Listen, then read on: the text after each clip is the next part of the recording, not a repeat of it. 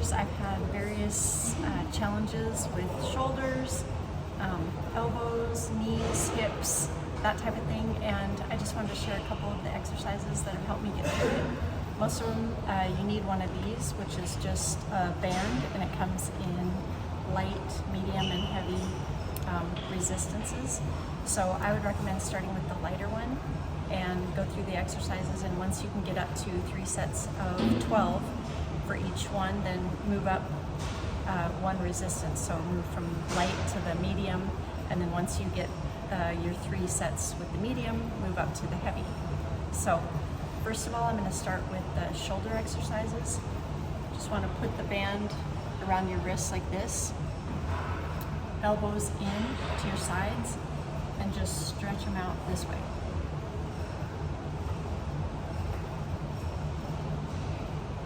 Again, trying to keep your elbows stationary. The second exercise, I'm going to move sideways so you can see. Again, tucking your elbows in.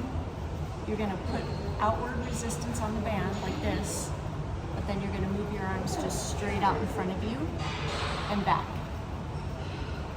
keeping the outward resistance. So from the front, that looks like this.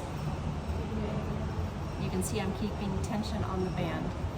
And these exercises just help all the connective tissue in your shoulders and the little connectors to get stronger, the attachment and peripheral muscles. The next upper body exercise you can do either in a plank position or along the wall. So again, you're just going to have the band on your wrists, and you'll be either in plank or using the wall to kind of lean into a little bit. And you're going to walk your hands up and then walk your hands down. Up, down. And again, you're keeping outward resistance on those bands. So you're pulling your hands out a little bit and doing a little walk. I'll show you what that looks like in a plank.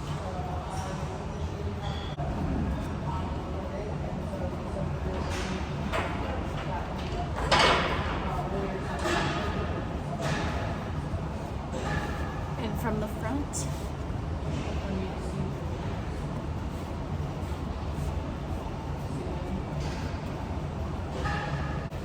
once you're done with those exercises, we're going to move down and work on knees and hips. So the first thing you'll do is take your band, put it around your ankles.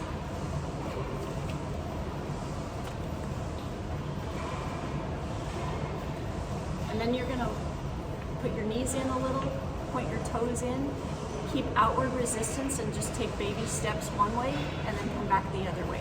I'll show you.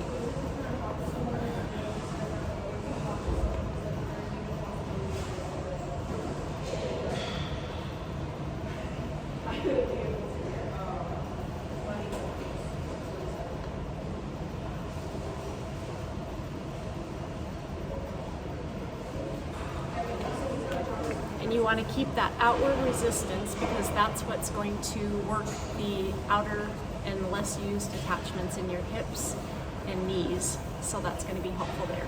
The next exercise is for hip flexors. So you're going to wrap the band around your forefoot.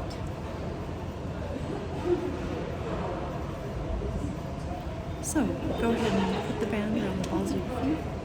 You're going to lift your knee, keeping it at a 90-degree angle, and kick your foot forward. So this will get your hip flexors, but will also work the little muscles around your knee. See how that's a 90-degree angle? And I usually do about 10 on each side.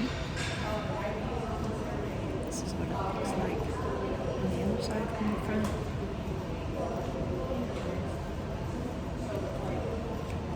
And from the side, working again at that 90 degrees. The hardest part is keeping that foot forward as well. Once you've done 10 on each side, then I try to hold for about 30 seconds on each leg. But just do what you can. If you start, maybe you want to only start with 15 seconds on each side. But you'll see rapid improvement with this. So the next exercise is to help your hip flexibility and give you a good stretch. So for this one, I use a 15-pound weight. You can adjust that accordingly to you. So you're going to pick up your dumbbell, kick your leg out at a 45-degree angle, and you want to use the weight to remind you to lunge downward. So focus on that downward motion. And again, the knee will actually be coming over the front of your foot. So you want to get a pretty deep lunge on this one. You'll feel the stretch in your hips. And this is also really great for your knees.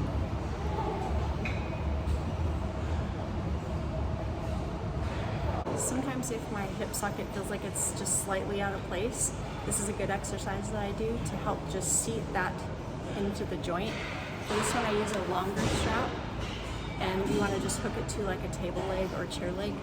Actually not a chair, but like a table leg. So you're going to anchor the band to something solid, slide the other part of it up toward the hip socket, and you're going to do a deep lunge with the band pulling straight backward on your hip. Again, your knee will be coming over your ankle.